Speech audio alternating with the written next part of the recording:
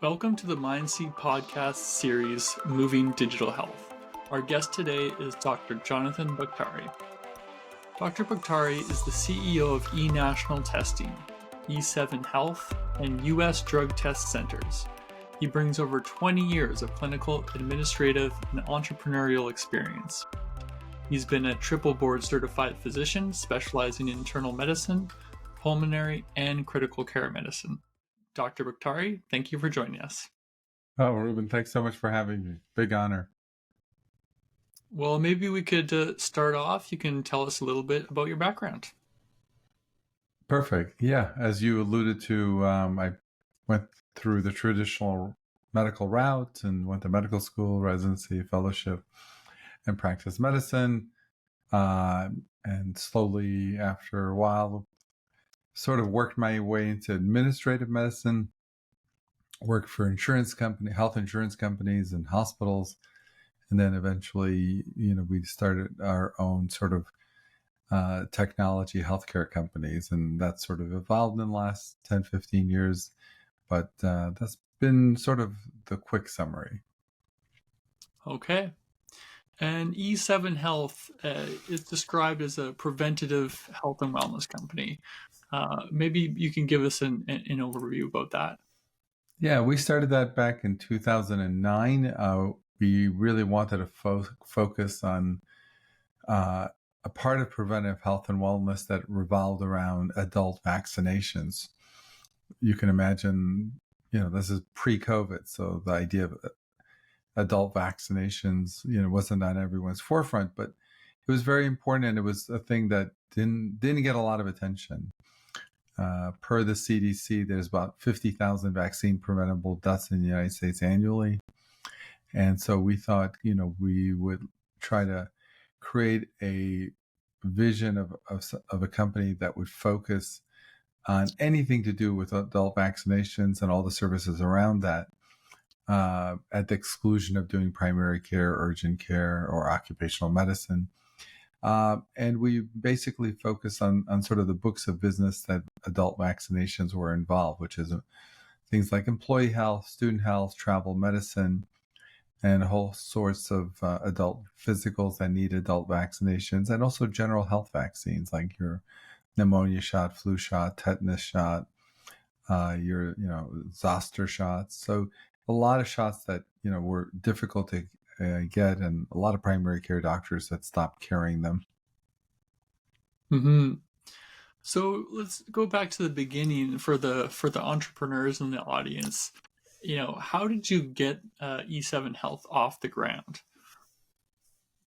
Well, I'd love to say that it was just perfect execution and we did everything great. But I would be lying. I think a lot of it had a learning curve. Initially, I think some of my administrative skills, working for hospitals and insurance companies, and being, I taught in 3 medical schools over my career as an assistant clinical professor of medicine. So you draw on some of those skill sets, but it definitely was a learning curve. On my own podcast, I talk about this a lot, which is being a leader is not a soft skill. It's a skill you need to acquire. And how you acquire it is really the, interesting thing. You either acquire it by making a lot of mistakes, or you acquire it by finding a mentor, seeking out people's advice and guidance. But it's not a soft skill, as I've said many times. Just because you're well liked and people like you or people respect you, that doesn't give you the skill sets you need to navigate, running an organization. Mm-hmm. And tell us about how you've been able to incorporate digital health technologies into E7. Yeah, I think it was kind of fortuitous, because when we started E7 Health, we thought, well, we'll just buy some off-the-rack electronic health records and different third-party technologies. But what prompted us to start writing our own software is we realized because we were creating our own space, there was nobody out there, doing adult vaccinations as the core of their business. Mm-hmm. So we couldn't find anything off the rack.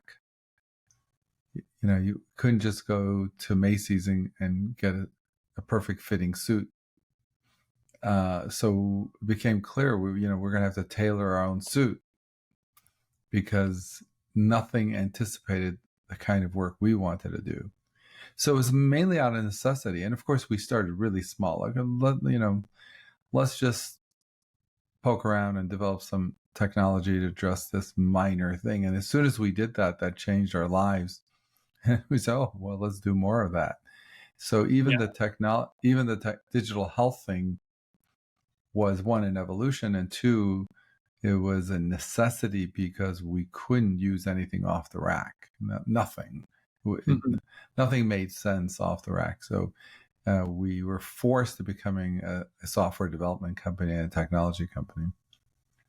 And what was that first problem you solved with technology that helped improved your operations?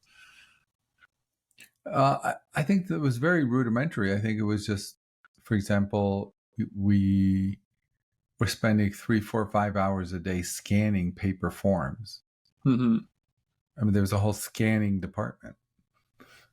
And I recall staff, staying until 8, 9, 10 o'clock at night because and we had a backlog of scanning. And that just seemed insane. Mm-hmm. So we said, okay, well, why don't we just digitize some of these forms? So, we brought some developers on board to just to digitize our forms. And we thought, oh, well, once we digitize, we'll be done. Like there'll be nothing left to do because everything will be digital. But of course, to digitize it, you need to have a platform to digitize it into. And then you need to search for it and find it. And you need to, attach it to a patient. And then what else do you want to do once you have a file on that patient? And, what about how they book appointments and what? So you can imagine how that evolved, that once you want to digitize things, well then, okay, but you need a platform to put them into. Okay, now you got the platform. So we really bootstrapped it. We basically took a lot of our, you want to call it profit or whatever, and we spent many years just reinvesting it. Mm-hmm. And how did you build the team? Did you initially hire people full time to start building the software, or work with contractors or other vendors?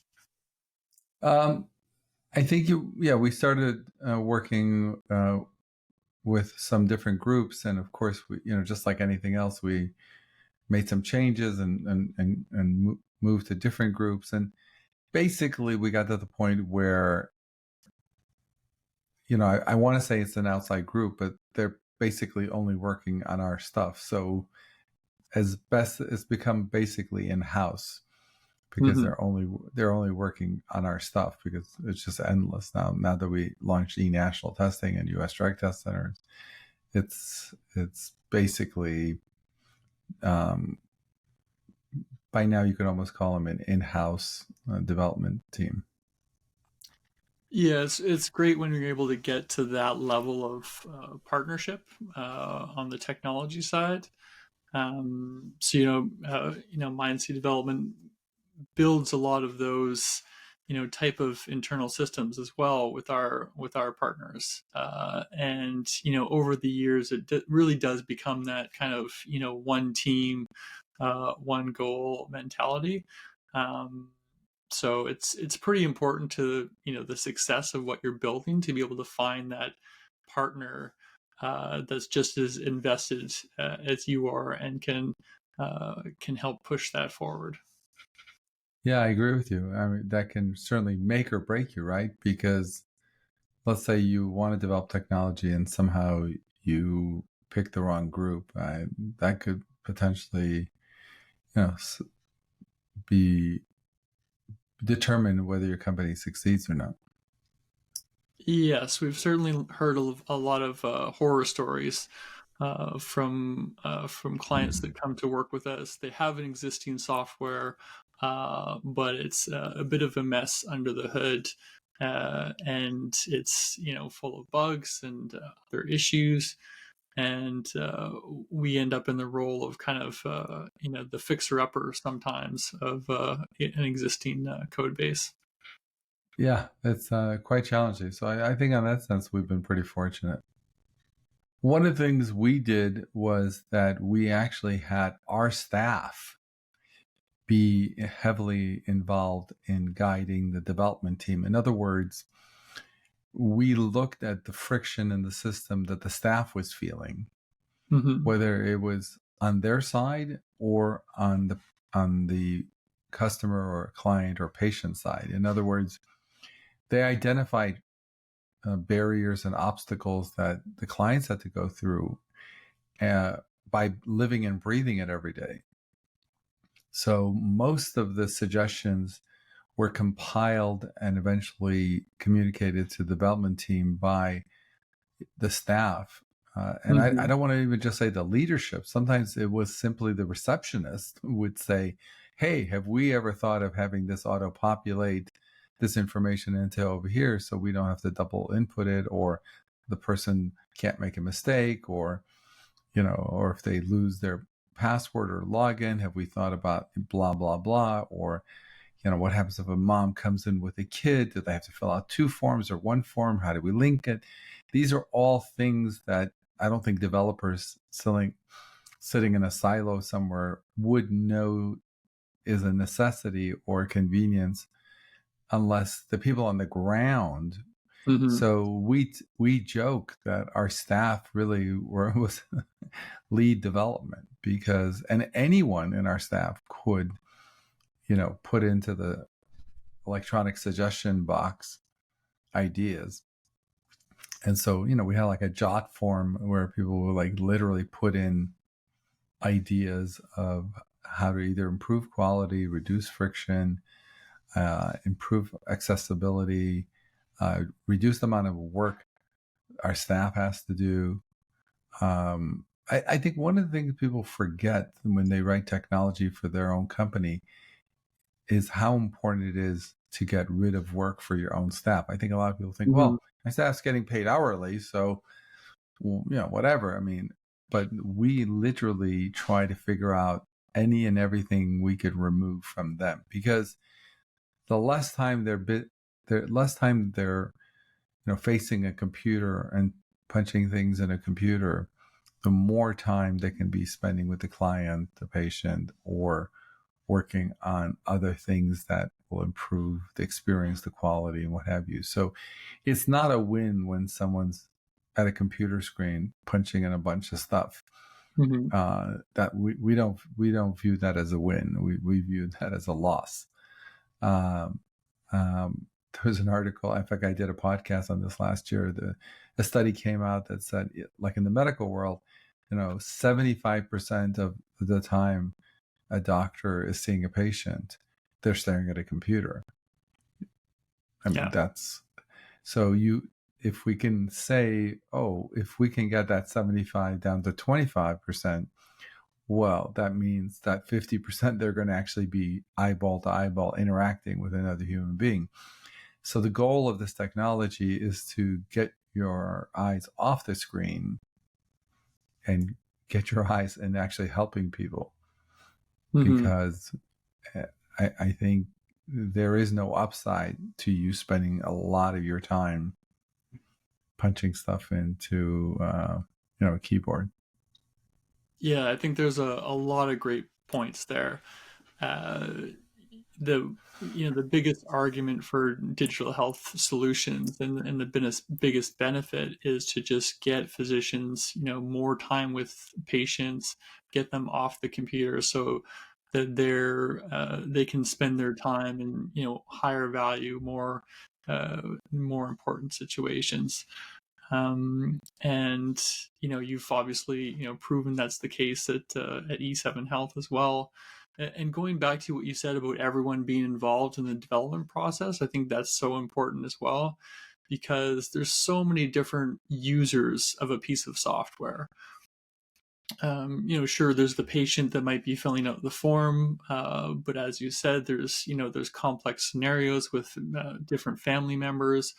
There's the admin who might be, reviewing and helping those forms get filled. There's the physician who's digesting the information. There's often multiple roles and stakeholders, and the importance of seeing a software product from all those different angles to provide something that works for everyone, really. Well, yeah, one interesting tidbit that I think I found pretty fascinating is because we are a lean and mean, organization. One of the things I notice is because when someone makes a suggestion, and literally a week later, that suggestion is live.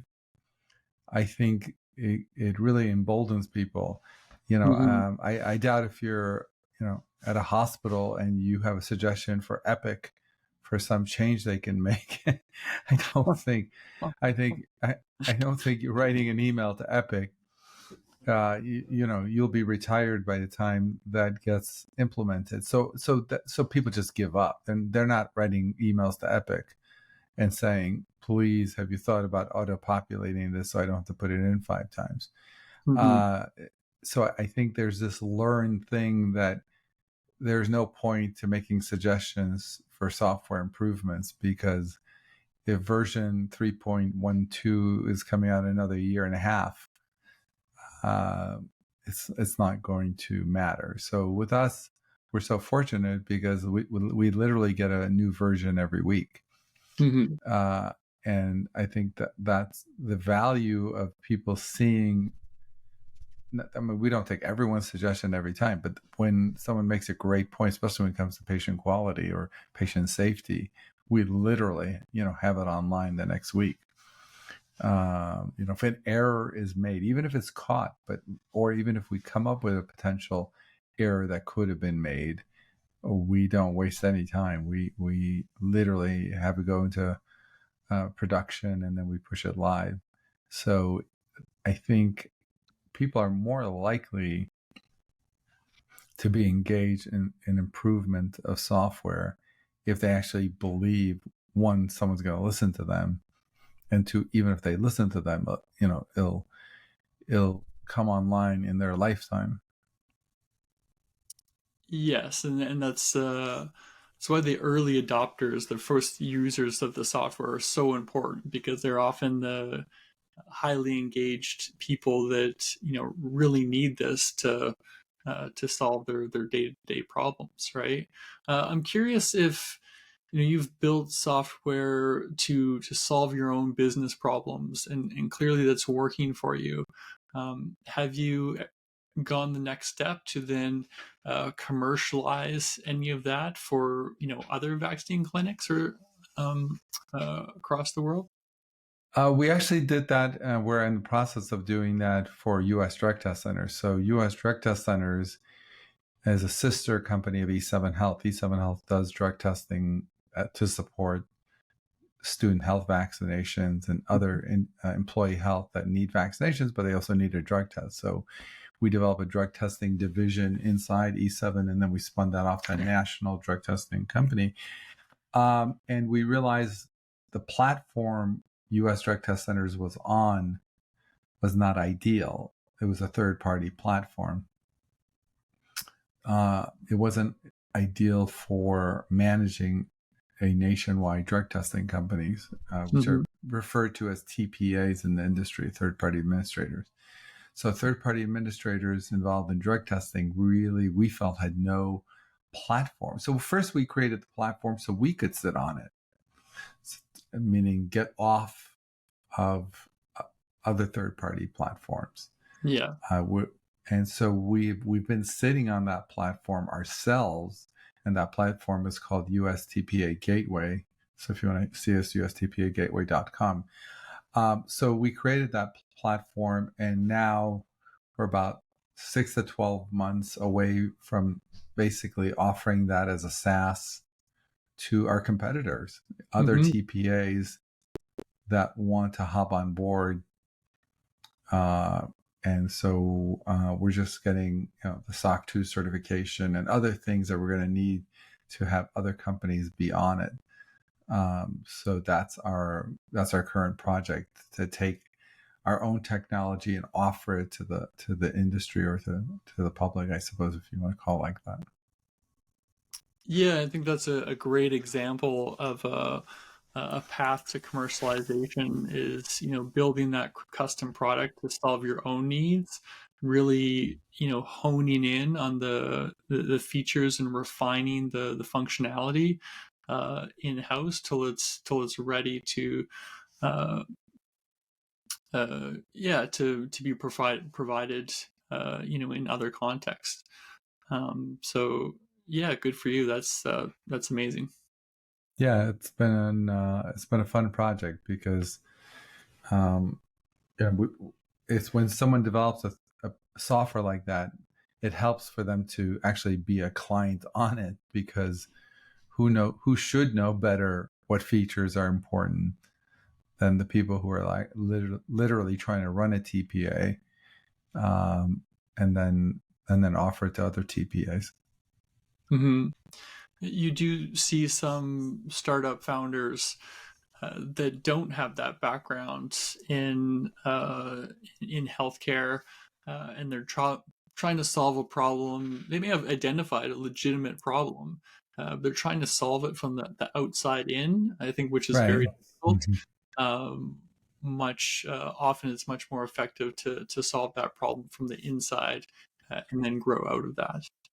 Right. And I think the other cool feature about that, for people who can pull that off, is it actually builds a barrier to entry for other competitors to come into that, because they may like see that that your software exists, but the barrier entry is to know all the pain points and all the issues you need to address. And sometimes the only way you know that is to be a client on that software. Mhm. Right. So I think the cool thing for people who are able to pull that off, it sort of builds a moat around their business potentially. Certainly, that's the competitive advantage. You mentioned the SOC 2 compliance. So obviously, it's highly regulated, and security and privacy is paramount. Maybe you could talk a little bit about that aspect, and how you've had to deal with that with your software.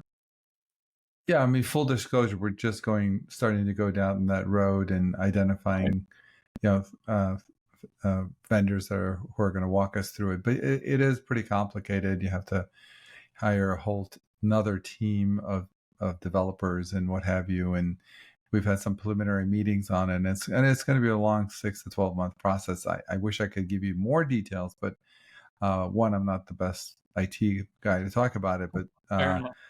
but I have said on the first few meetings, and it's not for the faint of heart. It looks like a lot of work, but we're going to have to do it.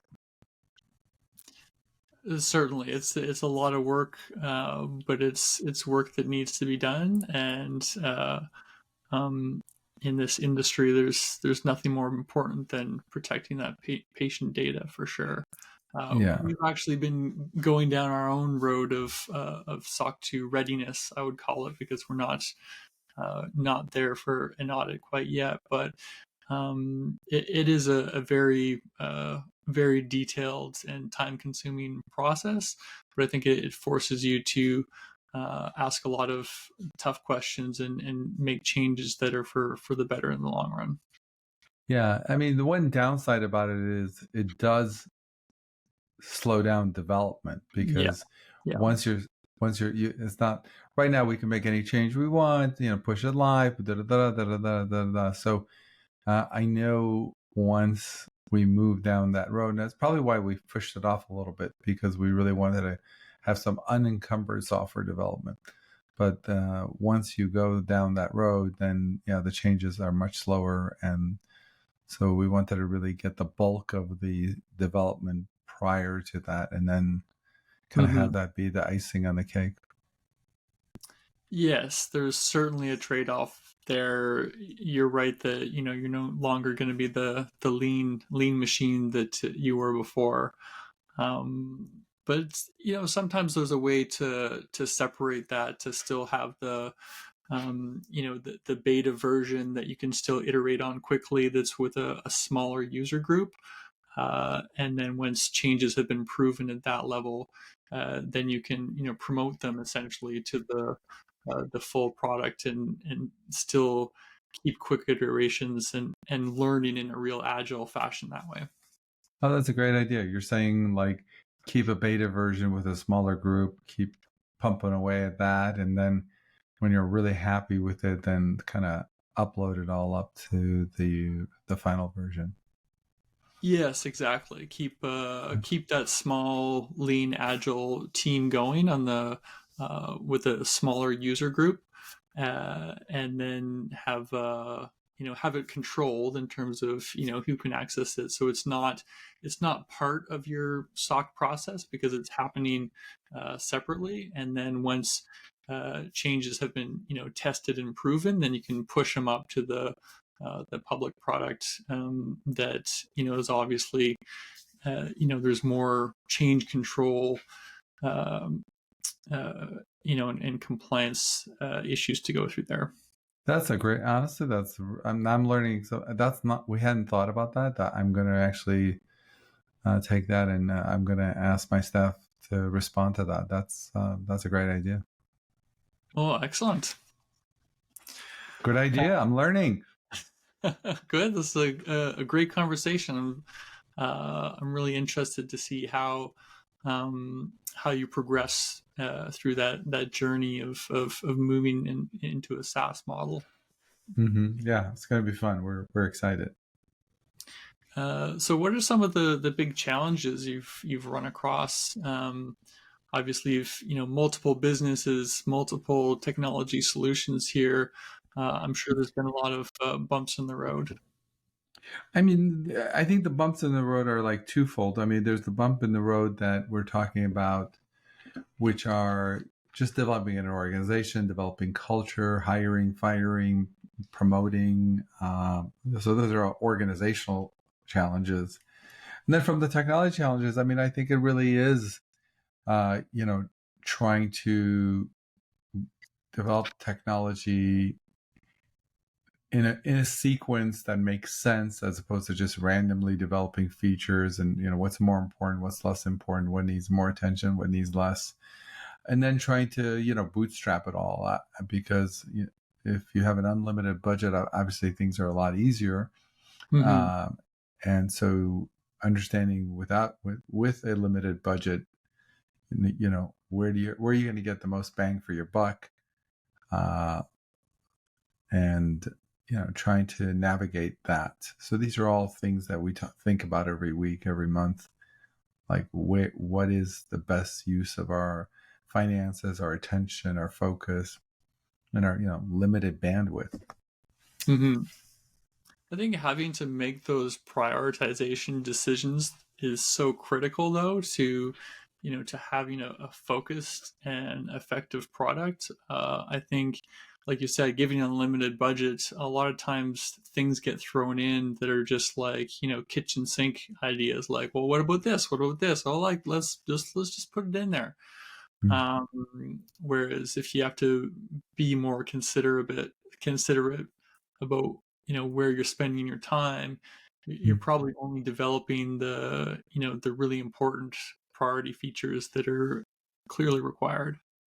Yeah, yeah. No, I think we struggle with that, but yeah, those are right on.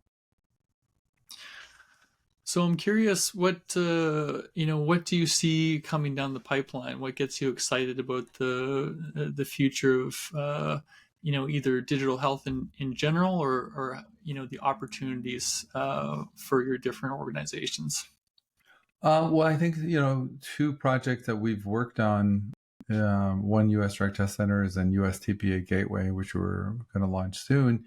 are very exciting opportunities. And then eNational Testing, another sister company that we launched to provide clinical laboratory testing for anyone across the country. You know, we have thousands of laboratory locations that we've contracted with. So our goal was that to make that very Amazon-esque, where you just go and a few clicks, you can get your cholesterol tested, half a mile away from your house, and make it very simple for you to take more control of your healthcare.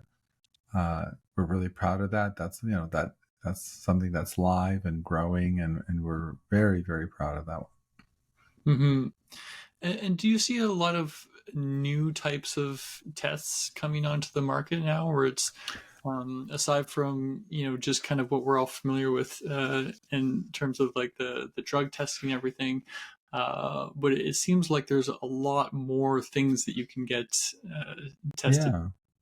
Yeah, especially on eNational Testing. We have a men's health package, a women's health package. We have food allergy testing and all sorts of testing that you now have access to. Literally, like, how like on Amazon, 3 clicks and you can order a widget. I mean, that's Mm-hmm. really the way we've set it up. 3 clicks and you can have, your testing done and results sent to your, portal or email to you in a few days. So we've done that. I mean, I think we have hundreds and hundreds of tests that are available at enationaltesting.com for, for almost any major or medium to small city in the country. We probably have a laboratory location very close by where you just literally order it on our website. You take your donor pass, walk in, and get your test done. So it's really been made super simple. Excellent. Well, I know you have your own podcast, so you're pretty much a veteran at this. Is there anything else you'd like to add? Some of the wisdom you've gained over the years? Well, on the technology side, or on the organizational side, or Well, let's talk about the technology side. yeah, I think technology side. I mean, I wish, obviously, I wish I knew before what I know now. Yeah.